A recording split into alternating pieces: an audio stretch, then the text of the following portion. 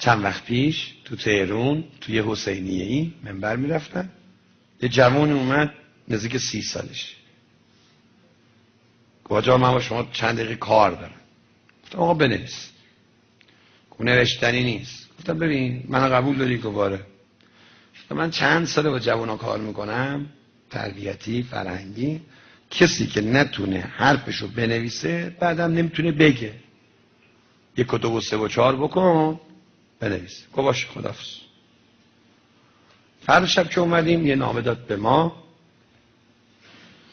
من بردم خونه، نامه رو که خوندم دیدم به این همونیه که من در به در دنبالش میگشت. فردا شب اومد گفت که چی شد؟ گفتم من نوکرتونم، من میخوام با شما یه چند دقیقه صحبت کنم. وعده کردیم و گفت که منو چجوری میبینید شما؟ گفتم من نه رنبالم نه جادوگرم، من چی بگم؟ گفت نه نزالی. گفتم بچه هیئتی و زد زیر گریه، گفت خاک تو سر من کنن تا بدونی من چه جنایات کردم، چه گناهایی کردم. فقط خوبه‌ای که میتونم بگم از گناهایی که کردم اینه که مادرمو چند بار کتک زدن، پدرمو زدن، دیگه عرق و شراب و کارهای دیگه شو دیگه سله حلاس. گفتم بس الان اینجوری؟ گفت حضرت زهرا دستمو گرفت. گفت حاج آقا من سرطانی بودم. سرطانی میدونی یعنی چی؟ گفتم یعنی چی؟ گفت به کسی سرطانی میگن که نه زمان حالیشه نه مکان، نه شب عاشورا حالیشه نه تو حسینیه، نه مکان میفهمه نه. خب من سرطانی بودم. یه خونه مجردی با رفیقامون درست کرده بودیم، هر کی رو جور میکرد تو این خونه مجردی اونجا رخت خواب گناه و معصیت. و شب عاشورا هر چی زنگ زدم به رفیقام هیچ کدوم در دسترس نبودن، نه نمازی نه حسینی هیچ. گفتم اینا همش آخونده در آوردن و 2 تا عرب با هم دعواشون شده و به ما چه. میگفت ماشین رو برداشتم گفتم برم یه سرکی چیش میگرده گشت بزن. تو راه که میرفتم یه خانومی دیدم، دختر خانوم چادری داشت میرفت حسینیه. خلاصه اومدم جلو و یه اصطلاحی جوونا دارن اون اصطلاح نمیگم، خلاصه سوار ماشینش کردم با هر مکافاتی که بود میرسونم تو. خلاصه بردمش تو اون خانه مجردی.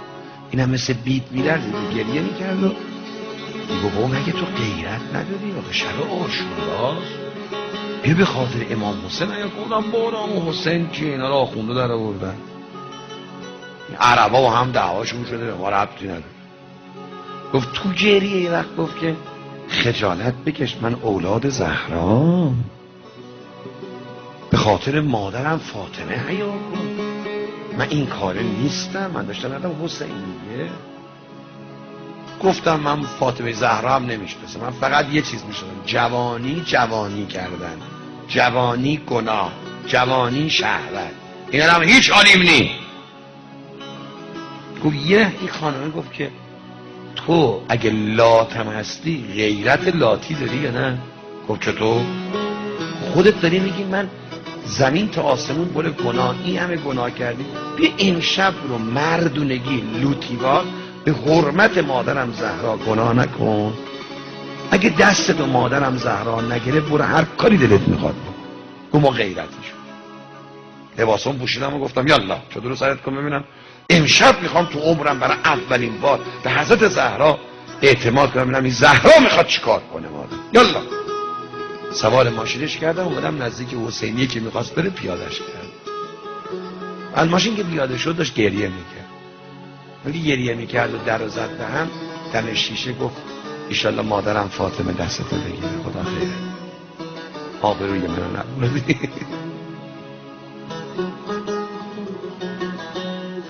خدا خیره. میگه اومدم تو خونه و حالا ضد حال خوردیم و تو صحبت ها که داشتم میوردمش دادم حسینیه، هی گریه میکرد، با خودش حرف میزد، منم میشنیدم چی میگه، اما داشت به من میگفت، میگفت این گناه که میکنی سیدی به صورت مهدی میزنی، آخه چرا اینقدر حضرت مهدی کتک میزنی؟ مگه نمیدونی ما شیعه این امام زمان دلش میگیره؟ اینا رو میگفت. منم صفر رانندگی میکرد. پیادش که شد رفت، آمدم خونه دیدم مادرم، پدرم، خواهرام، داداشم اینا هم رفتن حسینیه. تو اینا فقط لات من بودم. گفت تلویزیونی که روشن کردم دیدم به صورت آنلاین کربلا رو نشون میده.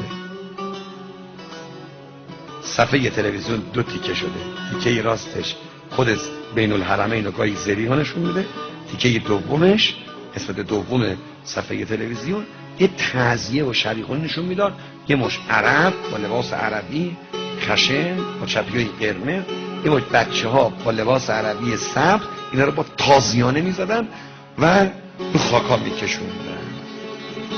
میگفت من که تو عمرم گریه نکرده بودم، یاد حرف این دختره افتادم. گفتم وای، یه عمر دارم تازیانه به مهدی میزنم. میگفت پا تلویزیون دلم شکست. گفتم زهرا جان دست منو بگیر. زهرا جان یه عمر دارم گناه میکنم، دست منو بگیر. من میتونستم گناه کنم اما به تو اعتماد کردم. کسی هم تو خونه نبود دیگه، هر جا دوست داشتم گریه کردم. گریه های چند ساله که بغض شده بود گریه میکردم، داد میزدم، عربده میکشتم، خجالتی نمیکشتم، هیچ کسی نبود. میگفت نزدیکای سحر بود، پدر مادرم از حسینیه آمدن. تا مادرم در وا کرد وارد شد تو خونه، تا نگاه من کرد، اسمش رضاست، یه نگاه من کرد گفت رضا جان کجا بودی؟ گفتم چطور؟ گفت بوی حسین میدی؟ رضا جان بو فاطمه میدی؟ کجا بودی؟ افتادم رو دست پدر مادرم گریه. تو رو به حق این شب عاشورا منو ببخش، من کتک زدم، اشتباه کردم. بابام گریه کن، مادرم گریه کن، داداشا، خواهرا همه خوشحال. داداش ما، پسرم حسینی شده. صبح عاشورا زنجیره رو برداشتم و پیرم مشکی رو پوشیدم و رفتم تو حسینی. تو حسینی که رفتم میشناختن، میدونستن من هیچ وقت اینجا نمیمدم. همه خوشحال. رئیس هیئت آدم عاقلیه، گفت آمد و خیلی خلاصه پیشونی ما رو بوسید و بغلمون کرد. رضا جان خوش آمدی، منت سر ما گذاشت. گفت منم این زنجیر میزدم، یاد اون سیلیایی که به مهدی زده بودم گریه میکرد. هی زنجیر میزدم به یاد کتکایی که با گناهانم به مهدی زدم گریه میکرد. جلسه که تموم شد، نهار و اینا رو خوردیم، رئیس هیئت منو صدا زد. من یه خواهشی دارم به کسایی که دستشون به دهنشون میرسه میتونن سالی چند نفر رو کربلا ببرن، تو رو به خدا یکی از کسایی که کربلا ببرید از این طایفه باشه. اون جوونی که اهل این حرفا نیست اما یه روز عاشورا میاد، همون روز دستشو بگیر بگو خوش آمدی، میره بریم کربلا. این جوونا اگر شش گوشه ی حسین رو ببینن گریه میکنن، متحول میشن. کربلا آدم میکنه.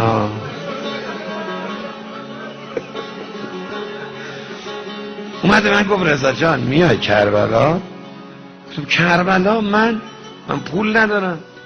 گفت نوکرتم، پولی یعنی چی؟ خودم میبرم. میگفت حاج آقا هنوز ماه سفر تموم نشده بود دیدم بین الحرمینه.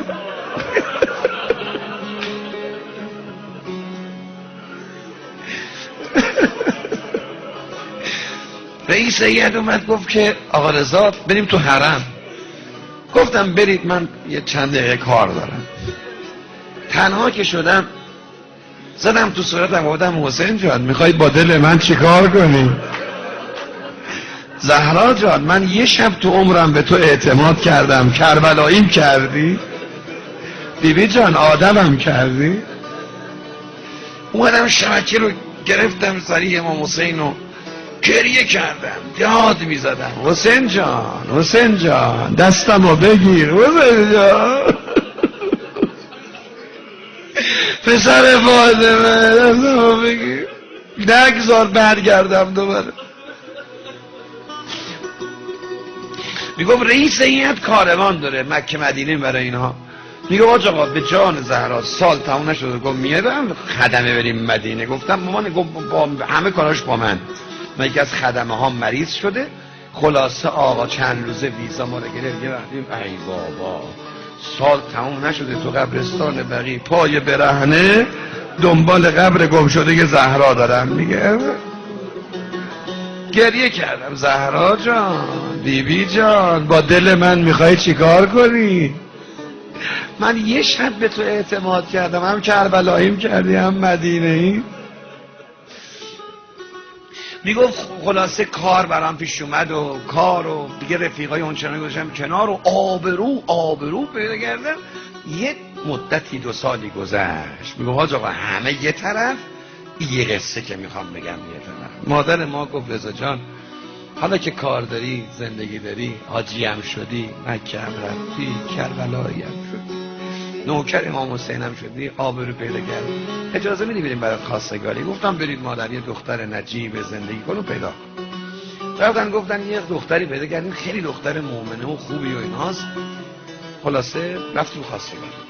پدر دختر تحقیقاشو کرده بود چقدر خوب دختر دارا اینجوری دخترشو بدن مالک کرد. میگفت منو برد توی اتاق در بست و گفت ببین رضا جان من میدونم کی هستی، اما 2-3 سال نوکر ابی عبدالله شدی، میدونم چه کارا و چه جنایات همه اینا، ولی من یه خواهش دارم، چون با حسین آشتی کردی دخترم بهت میدم، نوکرتم هستم، فقط جان ابی عبدالله از حسین جدا نشو، همینطوری بمون، من کاری با گذشتهات ندارم، من حالاتو میخرم، من حالا نوکرت. میگفت منم بغلش کردم پدر عروس خانم و گفتم دعا کنیم ما نوکر بمونیم و گویا طرف من هیچ مانعی نداره دیگه، عروس خانم باید بپسنده و خودتون میدون. خب گفتن عروس خانم چای بیارن و اینها، ما هم نشسته بودیم، پدرمون، خواهرمون، مادرمون، اینا همه، مادرش، خالش، عمش، مهمونی چی بود؟ خواستگاری بودی. عروس خانم وقتی سینی رو آورد گذاشت جلوی ما، یه نگاه به من کرد، یه وقت گفت یا زهرا. سینه از دستش ول شد و گریه و از سالون نرفته خورد رو زمین. مادرش، خالش، مادر من، خواهر ما رفتن زیر بغلش بگرفتن و بردنش توی اتاق. میگم من دیدم آجا فقط صدا شیون از اتاق بلنده، همه فقط یه کلمه میگن یا زهرا. من دلم مثل سیر و سرگه می نوشید، چه خبره؟ مادرم ها صدا زدم، گفتم مادر چیه؟ گفت مادر میدونی عروس خانم چی میگه؟ گفتم چی میگه؟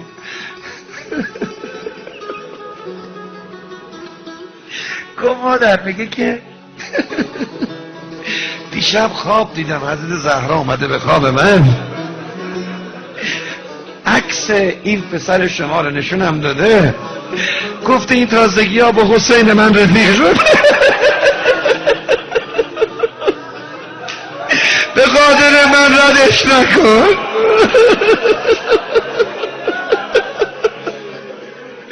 مادر دیشب فاطمه سفارش رو کرده،